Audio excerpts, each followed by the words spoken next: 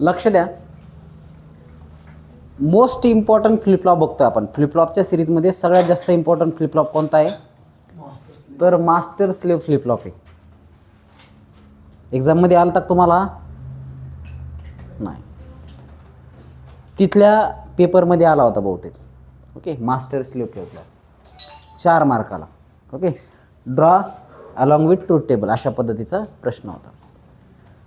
तर बघा, master slave flip-flop याच्यामध्ये 2 कॉम्बिनेशन आहे, एक मास्टर आणि दुसरा स्लेव्ह. आणि जे के फ्लिपफ्लॉप आहे बघा, तर हा काय मास्टर फ्लिपफ्लॉप आहे, हा काय स्लेव्ह फ्लिपफ्लॉप. म्हणजे S R flip flop act as a slave flip flop आणि J K flip flop act as a master flip flop. Okay, आणि हे आहे तुमचं त्याचं ट्रूथ टेबल, ही त्याची वेव फॉर्म आहे. तर बघा काय म्हणलं आहे, it is a combination of जे के फ्लिपफ्लॉप आणि एस आर फ्लिपफ्लॉप. तर हा अलीकडला कोणता आहे? एस आर फ्लिपफ्लॉप आहे. सगळे फ्लिपफ्लॉप हे नॅन्ड गेट वापरूनच बनवलेले आहेत. म्हणजे एस आर असो की जे के असो, काय वापरून वापरलेले आहेत, काय बनवून? नॅन्ड बनवूनच तो तयार केलेला आहे, नॅन्ड वापरूनच तो बनवलेला आहे. तर याच्यातला जे के जो आहे तो मास्टर म्हणून काम करतो, एस आर जो आहे तो स्लेव्ह म्हणून काम करतो. आता बघा, master is positive level triggered but due to the presence of inverter, due to the presence of inverter in the clock line slave will be response to negative. पहा, मास्टरला जर पॉझिटिव्ह सप्लाय दिला तर हा क्लॉक काय केला, इथं invert केलेला आहे, त्याच्यामुळं स्लेव्ह फ्लिपफ्लॉप काय होईल रे? निगेटिव्ह होईल. हा जर पॉझिटिव्ह झाला तर हा काय येईल? निगेटिव्ह. का? इथं काय वापरलेलं आहे? काय वापरलेलं आहे? इन्व्हर्टर वापरलेलं आहे, नॉट गेट वापरलेलं आहे. त्याच्यामुळे तो काय होईल? इन्व्हर्ट होऊन जाईल. येतं लक्षात? हेन्स क्लॉक 1 पॉझिटिव्ह लेवल जे आहे, the master is active and slave is inactive. Master active राहील या पोझिशनला आणि स्लेव्ह इनॲक्टिव्ह असेल या पोझिशनला. कारण क्लॉक 1 असेल तरच फ्लिपफ्लॉप इनेबल असतो, फ्लिपफ्लॉप चालू होतो. माहिती आहे ना तुम्हाला? हे जर 1 असेल तरच चालू होतो ना तो. मग आता हे जर समजा पुढचं इथं 0 झालं, याचा अर्थ हे, याला काय अर्थ आहे का? नाही. त्याच्यानंतर दुसरे, wear as Wien clock is 0, clock 0 असेल तर म्हणजे काय? Negative level. तर म्हणजे हा जो फ्लिपफ्लॉप आहे मास्टर फ्लिपफ्लॉप, तो कसा असेल? बंद असेल, इनॲक्टिव्ह असेल. आणि त्याच वेळेस हा 0 असल्यामुळे इकडं इन्व्हर्जन झालं म्हणजे 1 होईल, आणि 1 याला फीड केलं तर हा ॲक्टिव्ह होईल. म्हणून याला मास्टर स्लेव्ह फ्लिपफ्लॉप असं म्हणतात. ओके, त्यावेळेस मास्टर इनॲक्टिव्ह असेल आणि स्लेव्ह ॲक्टिव्ह असेल. येतं लक्षात? तर याचा ट्रूथ टेबल बघा, याच्यामध्ये केस ज्यावेळेस क्लॉक 0 असेल, याला काय अर्थ आहे का? क्लॉक अप्लायच नाही केलं, त्याला काहीच अर्थ नाही. जे इज इक्वल टू 0 असेल, के इज इक्वल टू 0 असेल, त्यावेळेस नो चेंज कंडिशन असेल. त्याच्यानंतर हे दोन्ही जे के 0 असेल त्यावेळेस नो चेंज कंडिशन असेल. दोन्ही सेमच आल्या का रे? नाही, हे इनॲक्टिव्ह ॲक्टिव्ह. आता बघा, हे सेट आणि रिसेटच्या कंडिशन आहेत आणि एक टॉगलिंगची कंडिशन आहे. तर टॉगलिंगची कंडिशन अवॉइड करण्यासाठी आपण काय वापरतो रे? 2 मेथड आहेत. कोणकोणत्या? कोणत्या आहेत 2 मेथड? कालच तर घेतल्या. पॉझिटिव्ह एज ट्रिगरिंग आणि मास्टर स्लेव्ह फ्लिपफ्लॉप वापरतो. Okay, edge triggering, positive negative edge triggering, आणि दुसरं मास्टर फ्लिपफ्लॉप. ते मास्टर फ्लिपफ्लॉप वापरून सुद्धा आपण काय करतो? टॉगलिंग. का बरं?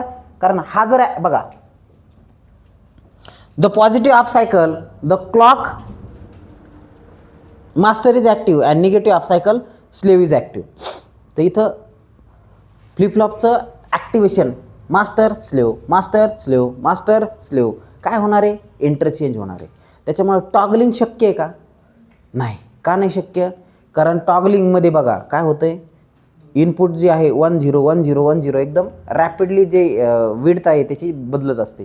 तसं शक्यच नाही आहे. का? कारण हे 1 झालं की हे 0 होणार आहे ना.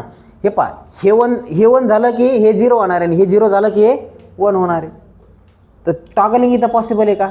नाही. म्हणून टॉगलिंग कंडिशन किंवा रेस अराउंड कंडिशन अवॉइड करण्यासाठी आपण काय करत असतो? मास्टर स्लेव्ह फ्लिपफ्लॉप वापरत असतो. असा प्रश्न विचारला जाऊ शकतो. Why master slave flip flop is use to avoid race around condition. त्याचं कारण काय आहे? For 1/2 cycle only master flip flop is active, and for another half cycle only slave flip flop is active. In this way master and slave are active in respective half cycle, positive or negative. Okay, म्हणजे output जर एक झालं तर input काय असेल? Input एक असेल तर आउटपुट 0 होईल, आणि इनपुट जर 0 असेल तर आउटपुट 1 होईल. येतं लक्षात? आणि तिथं टॉगलिंगमध्ये काय होतं? 1 होतं, पण जसं 1 झालं की तिकडून 0 होणार आहे ना, तिकडून 0 होणार आहे. म्हणजे काय? ही कंडिशन येणारच नाही. टॉगलिंगची कंडिशन, ही जी टॉगलिंगची कंडिशन आहे ना, ही येणारच नाही. येतं लक्षात? So that's why master slave flip flop is use as a avoid race around condition. It is use to avoid race around condition. येतं लक्षात? So this is all about master slave flip flop. 4 मार्काला जर विचारलं तर तुम्हाला काय करायचं आहे? ही डायग्राम काढायची, त्याच्यानंतर हे 2-4 पॉईंट लिहायचे, त्यातले बी हे 2 पॉईंट लिहा, हे बाकी तर स्ट्रक्चरच आहे. त्याच्यानंतर ही तुम्हाला हे करायचं आहे, आणि ह्याच्यानंतर वेव फॉर्म काढायची. ओके, मोठं जरी असलं तरी सोपं मात्र भरपूर आहे. हे पहा, SR JK लगेच लक्षात राहील. याचं इनपुट याला दिलं, याचं तिथं दिलं, त्याचं याला दिलं. लक्षात घ्या, Q बार. समजलं? सो राईट डाऊन दिस.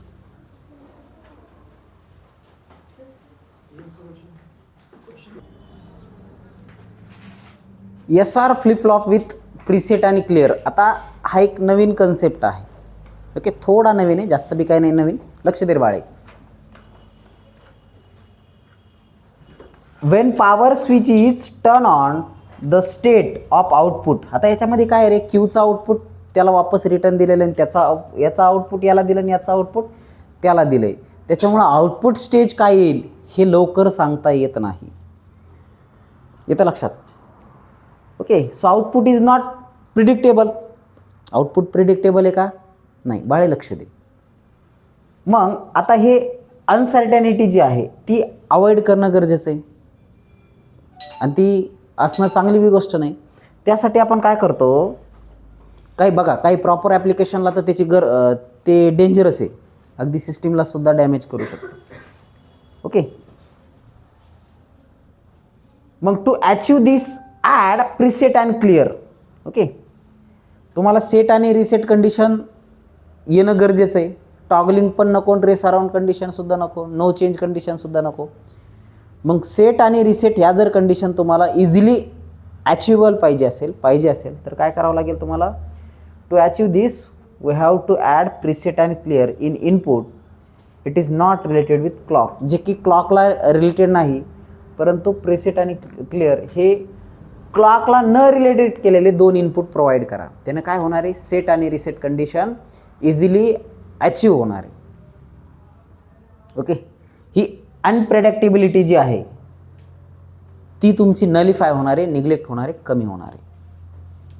त्यासाठी गरज कशाची आहे? 2 ॲडिशनल इनपुटची. ओके, कोणते? प्रीसेट आणि क्लिअर इनपुट.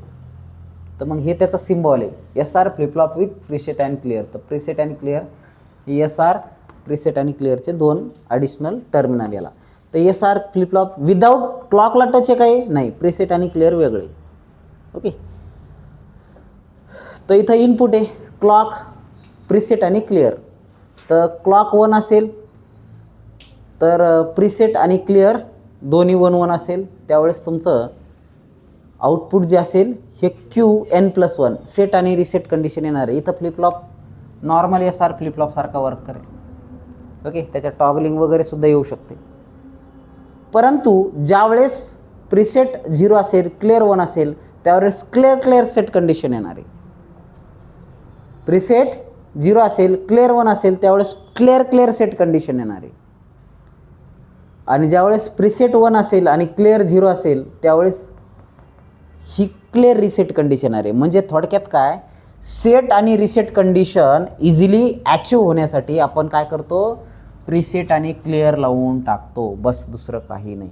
बाकी हा तुमचा SR फ्लिप फ्लॉपच आहे. हे काय आहे तुमचा SR फ्लिप फ्लॉपच आहे. ओके, तर ज्यावेळेस हे तिन्ही 1 असतील तर नॉर्मल SR फ्लिप फ्लॉपसारखं ते वर्क करतं. पण ज्यावेळेस प्रीसेट 0 असेल, क्लिअर 1 असेल, त्यावेळेस सेटचं काम करतं, आणि प्रीसेट 1 आणि क्लिअर 0 असेल तर त्यावेळेस ते रिसेटचं काम करतं. येतं लक्षात?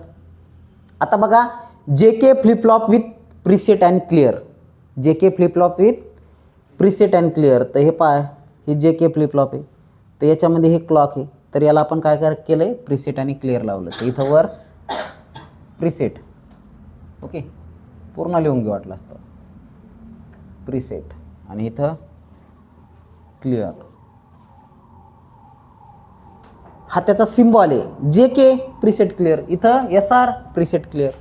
Okay, JK terminals preset clear. तर याचा बी इनपुट सगळे इनपुट 1 असेल तर नॉर्मल JK फ्लिप फ्लॉप सारखं वर्क करेल. कसं?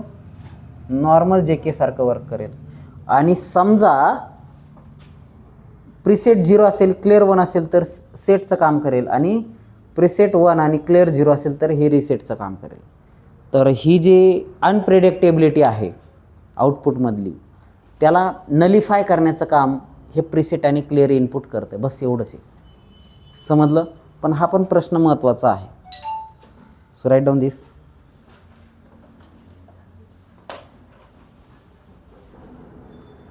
Excitation table of flip flop. Excitation table हा पण प्रश्न 2 मार्काला विचारला जातो, की याचा एक्सायटेशन टेबल काढा. एखादा फ्लिप फ्लॉप दिलेला असेल त्याचा एक्सायटेशन टेबल काढा. बघा, for designing the sequential circuit sometime the present of next state of a clock are given. म्हणजे पुढची स्टेज दिलेली आहे आणि त्याच्यानुसार काय करायचं आहे, मागची फाइंड आउट करायची, इनपुट कंडिशन फाइंड आउट करायची. रिव्हर्स, येतं लक्षात? आउटपुट दिलेलं आहे आणि तुम्हाला इनपुट काढायचं आहे, रिव्हर्स कंडिशन. तर ते टेबल फॉर्म करणं गरजेचं आहे, त्याला एक्सायटेशन टेबल म्हणतात. बघा, we need to use excitation table of flip flop to do this. म्हणजे आउटपुट माहिती आहे तुम्हाला, तर इनपुट काढायचं असेल, येतं लक्षात? आउटपुट माहिती आहे, त्याच्यावरून इनपुट जर काढायचं असेल तर हे टेबल वापरतो आपण, आणि त्याला आपण एक्सायटेशन टेबल असं म्हणतो. ओके, तर प्रेझेंट स्टेट काय आहे आणि त्याच्यावरून कोणतं क्लॉक पल्स ॲप्लिकेशन सध्या वापरलं जातं आहे, त्याच्यावरून आपण काय करू शकतो, मागची स्टेप फाइंड आउट करू शकतो. तर उदाहरणार्थ SR फ्लिप फ्लॉप आहे. SR फ्लिप फ्लॉप तुम्हाला माहिती आहे, क्लॉक पल्स 1 असेल तर ॲक्टिव्ह होतो, आणि S आणि Rचं इनपुट देतं. इथं काय तुम्हाला नो चेंज भेटतं, इथं तुमची सेट रिसेट आणि रेस कंडिशन भेटते. मग याचा जर तुम्हाला एक्सायटेशन टेबल काढायचं असेल तर कसा एक्सायटेशन काढणार तुम्ही टेबल? तुम्हाला हे काय रे इनपुट आहे हे फाइंड आउट करायचं आहे. तुम्हाला आउटपुट माहीत झालं, ओके, Q आणि Q बारचं आउटपुट माहीत झालं, तर तुम्ही काय करणार, हे आउटपुट आहे आणि ह्या आउटपुटवरून तुम्ही इनपुट काढणार. तर आउटपुट काय आहे, 0 0 1 1 समजा, त्याच्यानंतर 0 1 0 1 अशा पद्धतीचं आउटपुट आहे. तर मग काय करणार तुम्ही इनपुटला, इनपुट काय असेल, 0 1 0 1. आता हे दोन्ही जर 1, आउटपुट दोन्ही 1 आहेत, आउटपुट दोन्ही 1 कोणते रेस कंडिशन आहे. ओके, तर इथं रेस कंडिशनमध्ये काय असेल वी डोंट नो. त्याच्यानंतर ज्यावेळेस आउटपुट दोन्ही 0 आहेत, ओके, आउटपुट दोन्ही 0, मग ही कंडिशन समजा, तर त्यावेळेस तुम्ही रिसेटचं इनपुट कन्सिडर करू शकत नाही, म्हणजे नॉट एक्सपेक्टेड. तुम्हाला फक्त यातल्या 2 क्रिस्टल क्लिअर कंडिशन दिसतील. कोणत्या? सेट आणि रिसेट. ओके, आता रिसेट ज्यावेळेस R1 असेल त्यावेळेस आपण त्याला रिसेट म्हणतो. तर R1 म्हणजे ही रिसेट कंडिशन आहे, ज्यावेळेस तुम्हाला आउटपुट जसं तसं भेटतं आहे, Q भेटतं आणि Q बार निगेटिव्ह भेटतं. तर ती ह्या 2 कंडिशन आपल्याला जसं तसं भेटतं. सांगायचं तात्पर्य एकच, ह्याच्यामध्ये नवीन काहीच नाही आहे. आउटपुट तुम्हाला माहिती आहे, हे आउटपुट आहे आणि त्याच्यावरून तुम्हाला इनपुट काढायचं. त्या टेबलला आपण काय म्हणतो, एक्सायटेशन टेबल असं म्हणतो. तर हे SR फ्लिप फ्लॉपचं आहे. त्याच पद्धतीने हे D फ्लिप फ्लॉपचं आहे. D फ्लिप फ्लॉपचे आउटपुट तुम्हाला माहिती आहे, त्याच्यावरून D फ्लिप फ्लॉपचं इनपुट काढायचं आहे. आउटपुट माहिती आहे, इनपुट काढायचं आहे. तर हा पहा, ही आउटपुट 0 असेल, ही नेक्स्ट स्टेप जी आहे जसं तशी येईल इथं, कारण डी म्हणजे फक्त इन्व्हर्ट केलेलं आहे. ओके, ही नेक्स्ट स्टेप जसं तशी येईल. ओके, आता एक्सायटेशन टेबल ऑफ जे के फ्लिपफ्लॉप. जे के फ्लिपफ्लॉपचे आउटपुट माहिती आहे तुम्हाला, अशा पद्धतीने त्याच्यावरून इनपुट काढायचे. तर तुम्हाला याच्या कंडिशन आपण डिटरमाइनच नाही करू शकत. ओके, तर जे आणि केच्या कंडिशन तुम्ही ह्या 2 डिटरमाइन इथं नाही करू शकत, ह्या 2 डिटरमाइन इथं नाही करू शकत. ओके, इनपुट काय असेल we can not determine. So don't care, फक्त ह्या 2 कंडिशन तुम्हाला महत्त्वाचे आहेत. तिथं be toggling, don't care condition result due to toggling. Okay, ह्या 2 कंडिशन हे पहा, इथं के काय असेल सांगता येत नाही, इथं जे काय असेल सांगता येत नाही. नॉट एक्सपेक्टेड, कारण याच्यामध्ये काय असतंय, क्यूचं इनपुट पहा, याचं इनपुट त्याला दिलं आणि त्याचं इनपुट याला दिले. पहिल्याचं इनपुट दुसऱ्याच्या आउटपुटला आणि दुसऱ्याचं आउटपुट पहिल्याच्या इनपुटला, रिव्हर्स कंडिशन आहे. त्याच्यामुळे हे काय डिटरमाइन नाही करू शकत, म्हणून आपण एक्स एक्स लिहिलेलं आहे. त्याच पद्धतीने excitation table of T flip flop. T फ्लिपफ्लॉपमध्ये जे आहे प्रेझेंट आणि नेक्स्ट टेबल, याच्यावरून टी टॉगलिंग कशी होती, 0 0ला 0 0 1 1ला 0 0, बाकी कंडिशन पॉसिबल आहेत. ओके, तर ह्या रेस अराउंड कंडिशन आहेत, रेस कंडिशन. त्यासाठी आपण टॉगल फ्लिपफ्लॉप वापरतो, टी फ्लिपफ्लॉप. तर ह्या 2च कंडिशन पॉसिबल आहे इनपुटच्या. तर इथं बी इनपुट एक्स एक्सेस म्हणजे काय, नॉट डिटरमाइन. थोडक्यात काय, एक्सायटेशन टेबल काय इंडिकेट करतोय, तुम्हाला आउटपुट दिलेलं आहे आणि आउटपुटवरून इनपुट काढायचं. कोणाकोणाला समजलं आहे, आउटपुट जे असेल त्याच्यावरून इनपुट काढायचं. कसं इनपुट येईल, तर हे आउटपुटवर डिपेंड करतं, आउटपुट काय आहे. ओके, आणि जनरली आउटपुट आपण काय काय कन्सिडर करतो, 0 0 1 1 0 1 0 1. हेच का बरं कन्सिडर करतो, ते कन्सिडर करायचे आपल्याला. आउटपुट पॉसिबिलिटी कन्सिडर करायची. म्हणजे कसा, जसं इनपुटला आपण ॲडर सबस्ट्रॅक्टर, तिथं काय काय इनपुट घेतलं होतं, या पद्धतीने 0 0 1 1 0 0 0 0 1 1 1 1 0 0 1 1 0 0 1 1 0 1 0 1 0 1, अशा पद्धतीने जेवढे इनपुट आहे त्या हिशोबाने आउटपुट घेतले होते. आता तेच आउटपुट प्रेझेंट स्टेट आणि नेक्स्ट स्टेटला म्हणून इनपुट ह्या साईडला घ्यायचे आणि त्याच्यावरून इनपुट काढायचे. तर या टाईपच्या टेबलला आपण एक्सायटेशन टेबल असं म्हणतो. ओके, समजलं. आता नेक्स्ट कन्सेप्ट आहे तुमची कन्व्हर्जन ऑफ फ्लिपफ्लॉप. एखादा फ्लिपफ्लॉप दिलेला असेल त्याच्यावरून दुसरा फ्लिपफ्लॉप काढायचा आहे, कन्व्हर्जन करायचं. तर तो कन्सेप्ट कसा आहे, तर फ्लिपफ्लॉप कन्व्हर्जन सर्किट आहे. एक फ्लिपफ्लॉप आहे त्याला आपल्याला दुसऱ्या फ्लिपफ्लॉपमध्ये कन्वर्ट करायचं आहे. तर हे कन्व्हर्जन फ्लिपफ्लॉप आहे. हा गिवन फ्लिपफ्लॉप आहे. हा काय गिवन फ्लिपफ्लॉप आहे. त्या गिवन फ्लिपफ्लॉपला काय करायचं आहे, कन्वर्ट करायचं आहे. तर मग हा फ्लिपफ्लॉप याला दिलेला आहे आणि याचं आउटपुट परत याला फीड केलं इनपुटला. ओके, तर याला आपण काय म्हणतो, इनपुट. ते हे कन्व्हर्जन फ्लिपफ्लॉप आहे. म्हणजे याच्या बेसवर तुमचा कन्वर्ट होईल. बघा, उदाहरणार्थ काय, conversion from SR flip flop to D flip flop. SR फ्लिपफ्लॉपचा डी फ्लिपफ्लॉप करा, अशा पद्धतीचं कन्व्हर्जन आहे. मग काय करणार तुम्ही, डी इनपुट देणार, फ्लिपफ्लॉप कन्व्हर्जन लॉजिक, त्याच्यानंतर हे तुमचं इनपुट आणि याचा आउटपुट कशाला दिलं आहे परत ह्या फ्लिपफ्लॉपला, इसका आउटपुट फिर से इसको दे दिया. मग आता डी फ्लिपफ्लॉप करायचं आहे. मग डी इनपुट दिलं आणि त्याचं इन्व्हर्जन याला अप्लाय केलं, क्लॉक अप्लाय केलं, बाकी काय डी फ्लिपफ्लॉप तयार झाला. हा काय डी फ्लिपफ्लॉप. म्हणजे पहिला कोणता होता, SR होता. S आणि Rचं इनपुट होतं. आता हे हा डी फ्लिपफ्लॉप बनला. तर हे डी इनपुट आलं आहे त्याला, हे प्रेझेंट स्टेट, नेक्स्ट स्टेट आणि आउटपुट तुमचे, म्हणजे क्यू बार. प्रेझेंट स्टेट म्हणजे काय क्यू, आणि हे काय क्यू बार, आणि ते आउटपुट. तर इथून इथपर्यंत जर बघितलं, लक्ष द्या, इथून इथपर्यंत जर बघितलं तर हा काय येईल रे, डी फ्लिपफ्लॉप येईल. इथून इथपर्यंत जर बघितलं तर हा काय येईल, डी फ्लिपफ्लॉप. आणि इथून तर इथपर्यंत बघितलं तर हा कोणता फ्लिपफ्लॉप येईल, SR फ्लिपफ्लॉप. म्हणजे SR फ्लिपफ्लॉप बनवू शकतो आपण. Okay, conversion from SR flip flop to D flip flop, SR पासून डी बनवू शकतो.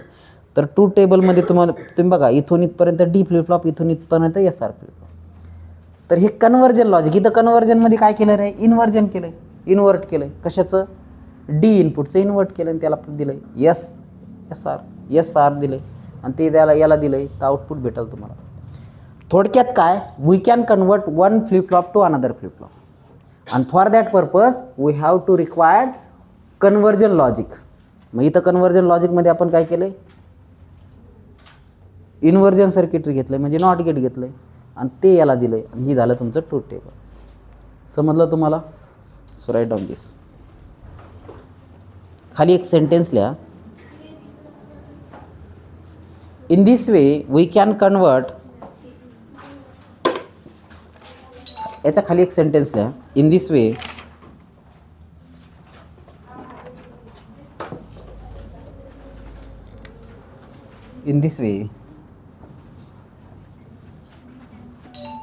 we can convert SR flip flop to D flip flop. In this way we can convert SR flip flop into D flip flop. 4 मार्काला विचारला जाऊ शकतो.